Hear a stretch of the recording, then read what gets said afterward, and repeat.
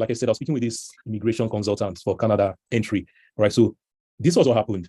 So we've been talking. So he had already broken down the payments I'm supposed to make so that I can begin the process. So I was supposed to like make the payment like say the next day, like today's Wednesday, like Thursday, I'm like going to process the payment to make to him.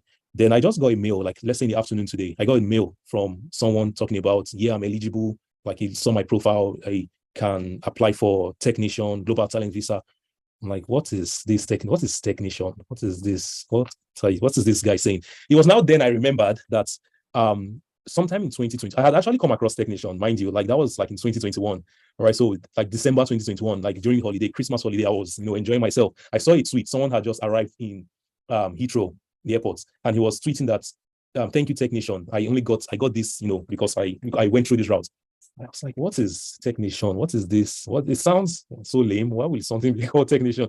Like, okay, well, fine. Why I did then was I bookmarked the tweet. So I was like planning to go back to really understand what is this technician thing.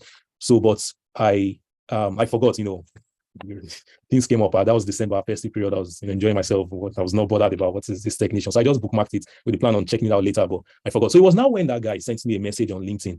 I can use technician. I'm like, what is this technique? Well, so I now remember, okay, there's someone that I bookmarked his tweets sometime in 2021. Let me go and check. So that was when, okay, it came into my I was cognizant of this technician thing that it is actually a real thing. It's not like, because it was then I remember the tweet I bookmarked, and then this guy that was messaging me. So okay, so no problem. He messaged me. I'm like, okay. I now quickly did some quick search and read about it. And then that the next challenge was now the requirements. I started seeing exceptional promise, exceptional talent. What is all this?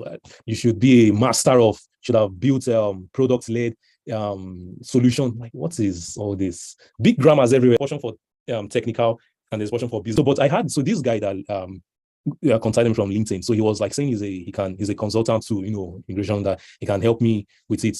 He looks like my profile, like I'm eligible. I'm like, oh, okay. So they said he will have a free session with me, and okay, fine, it's free. Yeah. So I scheduled a meeting. So remember again, I said I was supposed to pay for the Canada on the next day or so, and then this guy was coming. So I did a quick search and saw that technician was real. I'm okay. So normally when I make my mind to do something, like, in that instance, I made my mind up to pay for that, to pay for the Canada stuff. It's very difficult. Once I know it is real, it's legit, it's very difficult for something else to come in last minute and change my mind. So that came out, it's like, this is difficult. I wouldn't do this. It's like I've made my mind.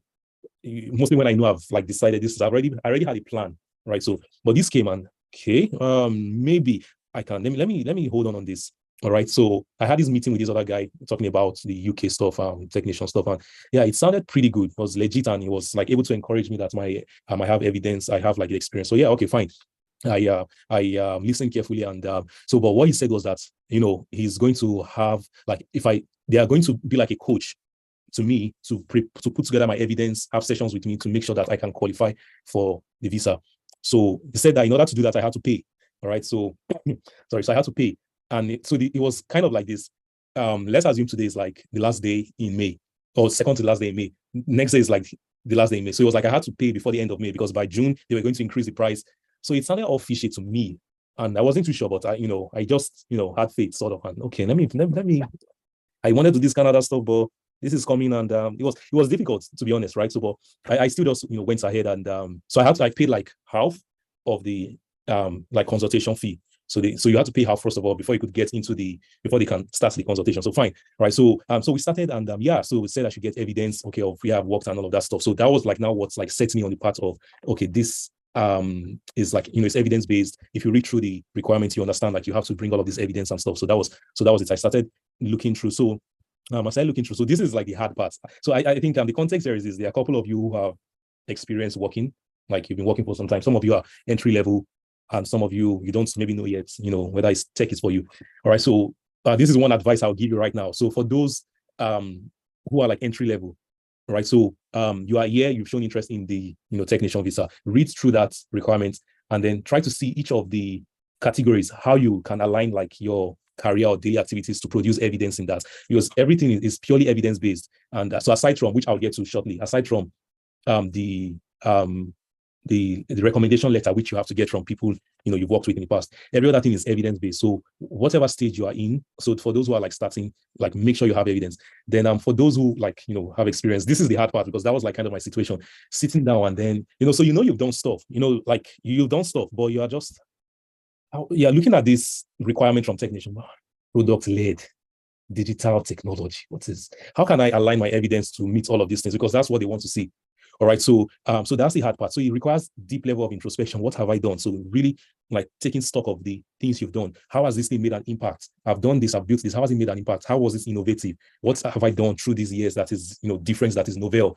That is like the real thing. So finding those evidences, like it was very difficult. And that was it for me. So I went through that process. So from that June, I was lining evidence every day, thinking evidence, trying to get evidence, and products I've built. I know I've done stuff, but how can I put this to be something that is evidence that can meet this big grammar and stuff? I was ready. I had all my evidence. I had everything. So I now wanted to get back to these guys that I told you from LinkedIn that said I, should join. I should pay some money so that they can be like a consultant to me. So I reached out. So guys, I have my evidence here. So come and review it and put me in the right position. No response. I reached out on LinkedIn, no response. I reached out via email, no response. I reached out on WhatsApp, no response. It was then I knew that likely I've been swindled.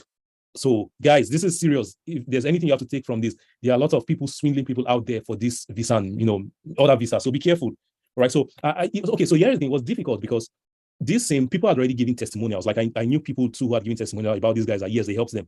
But how come I got swindled by the same guys? So it was not clear to me. So it was in that period of uncertainty, like what just happened? Be careful, guys. Like there are a lot of swindlers out there, so be careful. But so always get your information from reliable source. And of course, like eMigr8 is an approved, it's a reliable source to get information from people who have gone through the process. So yeah, it was in that process that I was lost. So that was now when I knew that okay, if I am to proceed with this technician thing, I was on my own. Like these guys are not there.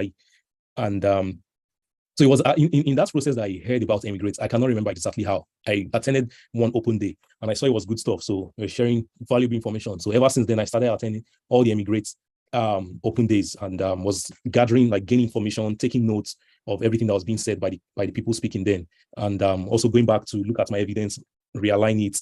And, I just kept on, absorbing as much info from eMigr8 open days. So, yeah, so it was so that was it, so things turned out bad, but that was how I found out about eMigr8. And yeah, so it was when I was ready to like submit after I'd like gotten valuable feedback from like some of the open sessions so the eMigr8 has this 10-minute thing where you can speak with like a life coach and on anything at all. So since I had my evidence, so I made sure I was prepared. So I was able to secure one of these 10 minutes day, and it was valid that time. So he just saw my evidence. Time was not there. So I was asking him something about I think my personal statement or so. So just to get some more information, and I also was able to show him some of my evidence.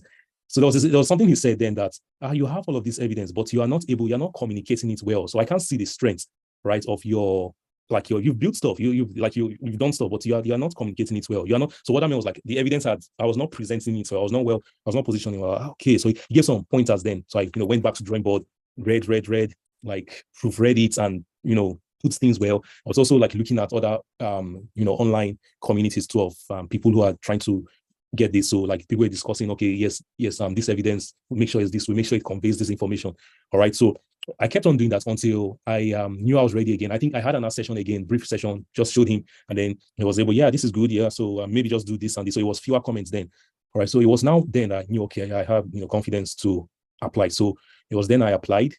That was last year, sometime in December, I was able to make the application. And this year, January, one of the first news, like that was like January 11th, 3rd or 4th.